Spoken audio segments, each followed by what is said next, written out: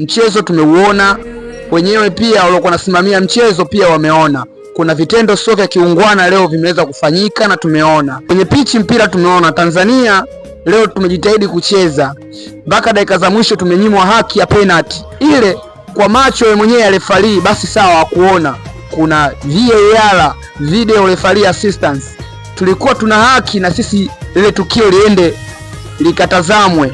Haikufanywa hivyo. Rais wa shirikisho yule makamu rais anakwenda kuongea na viongozi. Baadhi ya picha tumeweza kuziona zinatufanya mpaka tunahisi vibaya vile vitendo. Tukirejea katika tukio alofanywa Idinado penalty, tumeona mkono wa beki wa Morocco ukimshika katika bega la Idinado na tukaona akitumia nguvu pia kumsukuma Idinado kwenda mpaka chini. Ile ni tukio la dhahiri shahiri ni penalty. Sawa, basi referee ukuona kuna kaangalia vizuri ile tukio, hakufanya hivyo. Kunyimwa ile tukio la penalty dakika za mwisho pale tumeumia sana sisi kama Watanzania.